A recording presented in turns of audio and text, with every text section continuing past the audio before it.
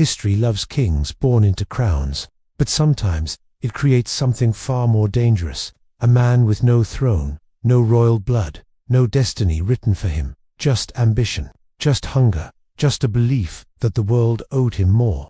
This isn't just the story of Napoleon Bonaparte. This is a warning, because he rose from nothing, conquered everything, and lost it all to the one enemy no empire survives: ego. Napoleon Bonaparte was born in 1769 on the island of Corsica. Not France, not Paris, not power. He spoke French with a thick accent and was mocked for it. Outsiders always are.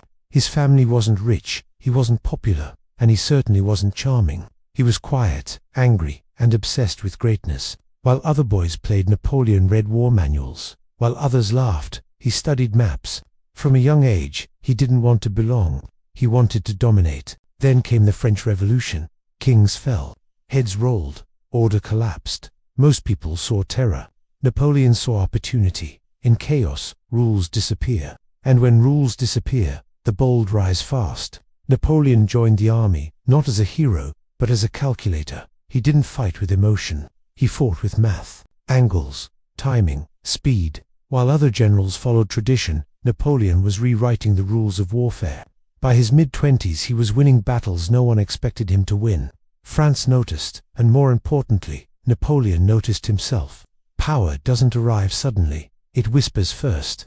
Napoleon became a hero of the people, then a political figure, then a ruler in everything but name. In 1799, he staged a coup, not with violence, but with sheer confidence. Soon, France had a new leader, and in 1804, Napoleon did something unthinkable. He crowned himself emperor.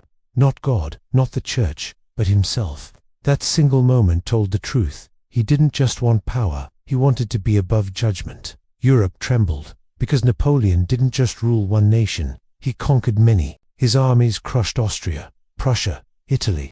He moved faster than his enemies could think. He was unstoppable, or so he believed. At his height, Napoleon controlled most of Europe. Kings obeyed him, nations feared him. But something changed. The man who once listened, now only commanded. The strategist became a gambler. He ignored his advisors, dismissed warnings, and trusted his own myth. Power isolates, and isolation distorts reality. Napoleon stopped fighting his enemies. He started fighting reality itself, and reality always wins. In 1812, Napoleon invaded Russia. It was his fatal mistake. The Russian army didn't fight. They retreated. They burned their own land, leaving nothing to conquer. Napoleon marched deeper and deeper, until winter arrived. The cold killed more soldiers than bullets ever could. Hunger destroyed what pride could not save. Out of over 600,000 men, fewer than 100,000 returned. That wasn't a defeat. That was a collapse. Enemies smelled blood.